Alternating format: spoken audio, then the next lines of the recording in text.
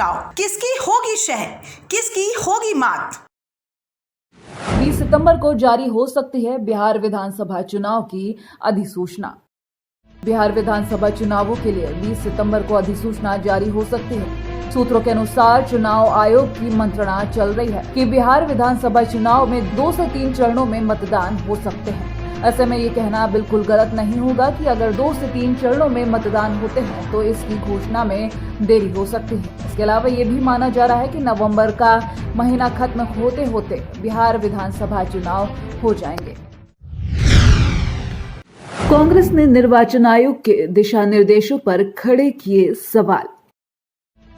कांग्रेस ने corona virus संकट के समय देश में चुनावों और उपचुनावों के संदर्भ में निर्वाचन आयोग की तरफ से जारी दिशा निर्देशों पर सवाल खड़े करते हुए कहा कि पार्टी की तरफ से रखे गए सुझावों को आयोग ने नजरअंदाज कर दिया है और मौजूदा दिशा निर्देशों से स्वतंत्र और निष्पक्ष चुनाव कराने का मकसद पूरा नहीं होगा। पार्टी के संगठन महासचिव केसी वेणुगोपाल ने यह भी कहा कि इस मामले पर विस्तृत रूप से चर्चा के लिए आयोग को सभी राजनीतिक दलों को आमंत्रित करना चाहिए।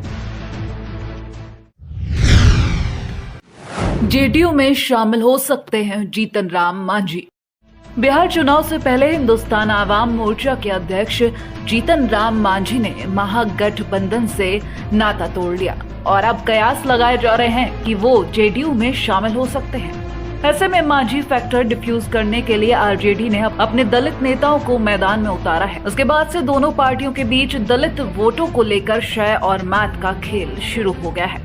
वैसे तो चुनावों को लेकर काफी उठापटक काफी वक्त से जारी है, लेकिन अब जीतन राम मांझी के महागठबंधन से नाता तोड़ लेने के बाद से ये सियासी खेल और तेजी के साथ खेला जा रहा है। बता दें कि बिहार विधानसभा चुनाव में दलित मतों को लेकर सियासी बिसात बिछाई जा रही है। जेडीयू और आरजेडी दोनों ही पार्टी खुद को दलित हितैषी बताने में कोई कमी नहीं छोड़ रही है, लेकिन देखने वाली बात होगी कि किस तरह से इन चुनावों में राजनीतिक दल अपनी अपनी जीत सुनिश्चित करने के लिए कदम उठाते हैं। वंशवाद को बढ़ावा दे रहे हैं सीएम नीतीश। बिहार सीएम नीतीश कुमार ने अपने राजनीतिक जीवन में हमेशा परिवारवाद का विरोध किया है, लेकिन उनका ये नियम गुरुवार को टूटता हुआ नजर आया। उन्होंने पार्टी में आरजेडी के 3 ऐसे विधायकों को शामिल किया है जो परिवारवाद की ही देन है। सबसे पहले बात करेंगे विधायक चंद्रिका राय की, जो आरजेडी सुप्रीमो लालू प्रसाद यादव के समधी और तेज प्रताप यादव के ससुर हैं। अब बात करते हैं पटना के पालीगंज विधानसभा सीट के विधायक जयवर्धन यादव की, और इन्होंने भी गुरुवार को जनता दल यूनाइटेड का दामन थाम लिया।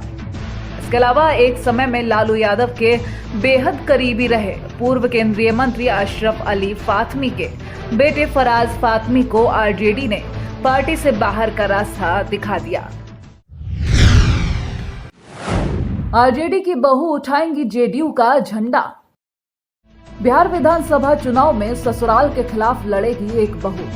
हम बात कर रहे हैं लालू प्रसाद यादव की बहू ऐश्वर्या राय, जो आरजेडी को हराने के लिए जेडीयू का झंडा उठा सकती हैं। तो वहीं मुकाबले को दिलचस्प बनाने के लिए तेजस्वी यादव अपने भाई की साली को मैदान में उतारेंगे। बता दें, अगर ऐश्वर्या राय जेडीयू से चुनाव लड़ती हैं तो आरजेडी की ओर से उनकी चचेरी बहन डॉक्टर करिश्मा उनको टक्कर देंगी।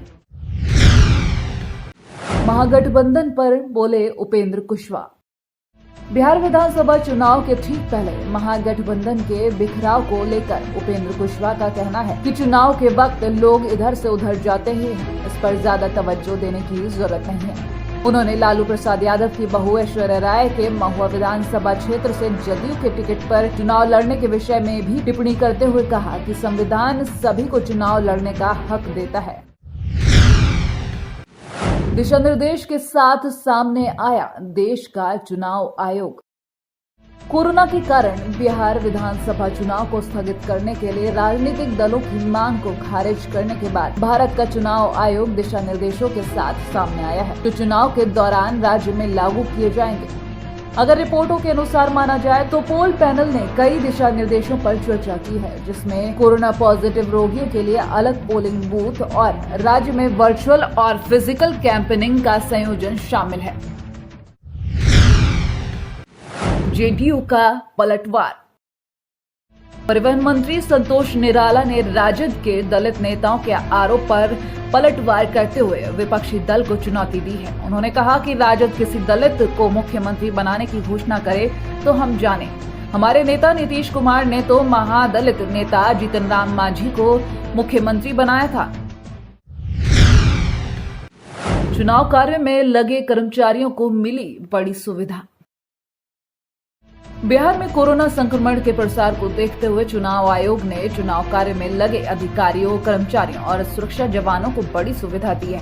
आयोग का कहना है कि चुनाव ड्यूटी में लगे कर्मचारियों के कोरोना संक्रमित होने पर उनके राज्य में कहीं भी उनका कैशलेस इलाज होगा। इसके लिए निर्वाचन विभाग ने सभी डीएम को अपने अपने जिले में निजी अस्पताल से टाई अप करने के लिए और उन्हें अधिसूचित करने का निर्देश दिया है।